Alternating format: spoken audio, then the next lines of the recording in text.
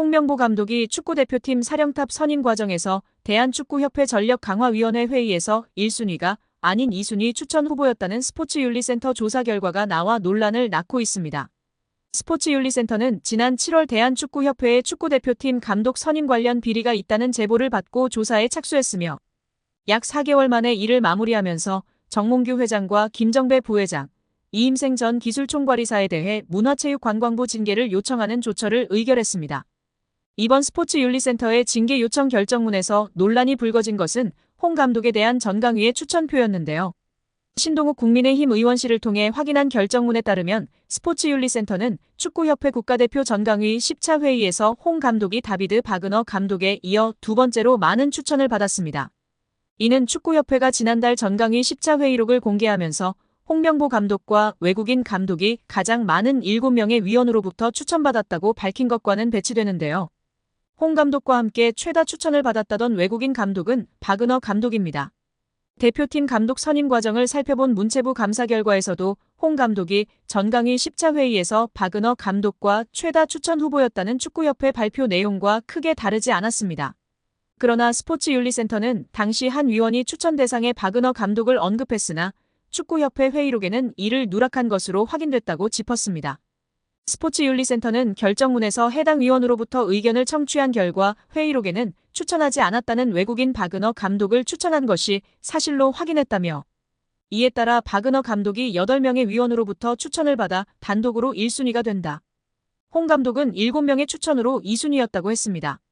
스포츠윤리센터는 이번 조사에서 문체부 감사와 마찬가지로 감독 선임 권한이 없는 이전 이사가 최종 후보를 추천했다며 축구협회의 홍 감독 선임 과정에 문제가 있었다고 지적했습니다.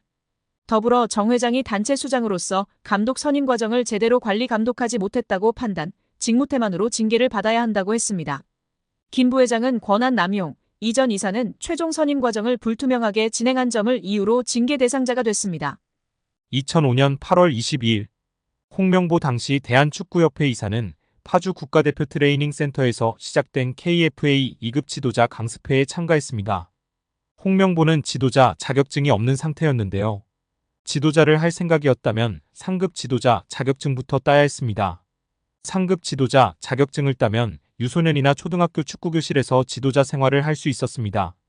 2급 지도자 자격증을 따려면 상급을 따고 2년이 지나야 했습니다. 하지만 홍명보에겐 예외 조항이 적용됐습니다.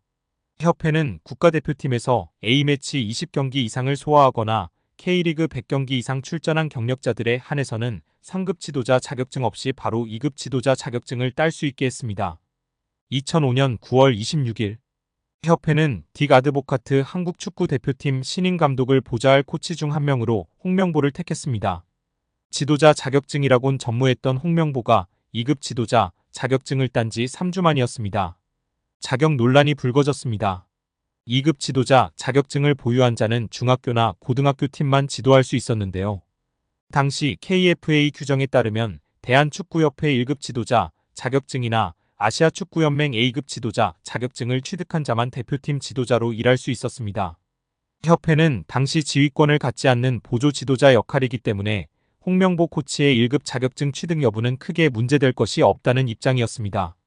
지도자 경력이라곤 지도자 수업 3주뿐이었던 홍명보는 국가대표팀 코칭 스태프에 합류한 역사적인 사건이었습니다. 홍명보는 국가대표팀 코치를 맡은 지 1년이 채 지나지 않아 2006 독일 월드컵을 치렀습니다. 홍명보에게 국가대표팀 코치로 지도자 생활을 시작해 월드컵을 경험하는 데까지 필요했던 시간은 단 9개월이었습니다. 누군가는 평생의 꿈이 될 수 있는 월드컵을 경험하는데 홍명보는 속성 자격증 취득부터 돈으로 살 수 없는 월드컵 코치 경험까지 정말 대단합니다. 이후에도 홍명보는 탄탄대로였습니다. 홍명보는 2006 독일 월드컵 후에도 국가대표팀에 남았는데요. 홍명보는 국가대표팀 코치로 2007 아시아축구연맹 아시안컵, 2008 베이징 올림픽을 차례로 경험했습니다. 2006 독일 월드컵 16강 진출 실패, 2007 아시안컵 3위 및 음주 파문, 2008 베이징 올림픽 조별리그 탈락 등 대표팀은 실패를 거듭했지만 홍명보가 책임질 건 없었습니다. 홍명보는 2008 베이징 올림픽을 마친 후 감독 생활을 시작했습니다. 많은 축구팬들이 알고 계신 것처럼 2010 광저우 아시안게임에서 한국은 한 수 아래로 평가받았던 UAE와의 준결승전에서 연장접전 끝에 0대1로 졌습니다. 한국은 이 대회에서 3위에 머물며 홍명보의 경질이 예상되었습니다. 그러나 놀랍게도 홍명보는 경질되지 않았습니다. 아시안게임은 금메달이 아니면 의미가 없는 게 분명했고, 지난 2002년 부산 아시안게임에서 3위를 한 박항서 감독이 경질되었던 사례가 있기에 명분은 차고도 넘쳤습니다. 그러나 협회는 홍명보를 경질하지 않았습니다. 심지어 2014년 브라질 월드컵에서는 본선 1승도 거두지 못하고 탈락했는데도 협회는 재신임을 발표했었습니다. 결국 여론의 반발이 점점 커지자 기자회견을 열어 자진 사퇴했었습니다. 이후 협회는 2017년 홍명보를 행정총괄 책임자인 전무이사로 내정했습니다. 당시 홍명보는 행정 경험이 전무했었습니다. 이렇게 협회와 홍명보는 아주 끈끈한 관계였으며 증명 없이도 임기를 보장받았었고 낙하산으로만 채용되었던 홍명보였습니다. 이번에도 프리패스로 채용된 것도 홍명보는 뭐 자연스러웠을 겁니다. 홍명보는 나를 버렸다.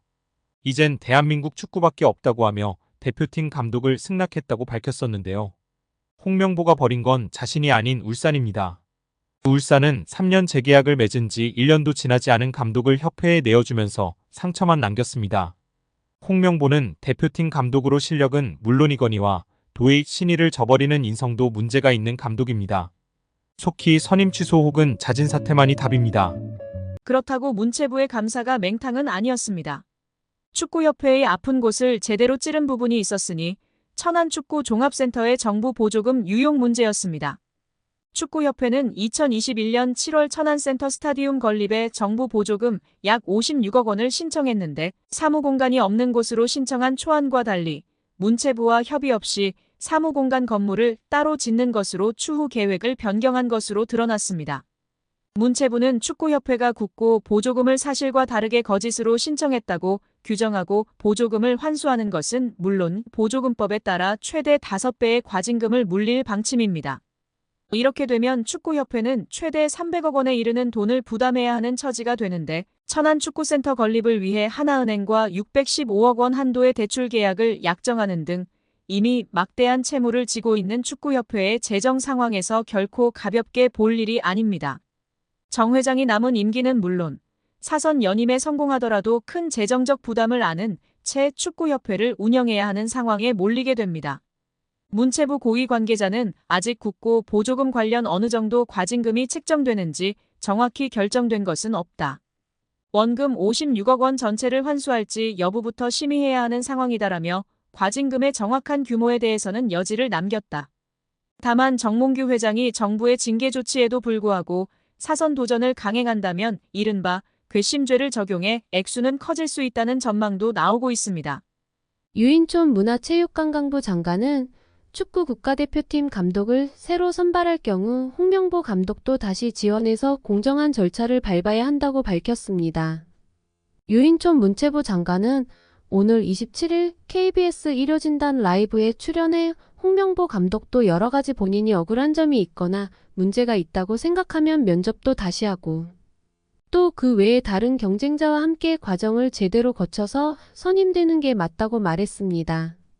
유인촌 장관은 또 최근 국가대표팀의 좋은 성적이 감독 선임 문제에 영향을 주지는 않을 것이라며 정상적인 과정을 거쳐 다시 태어나는 것이 좋을 것이라고 덧붙였습니다.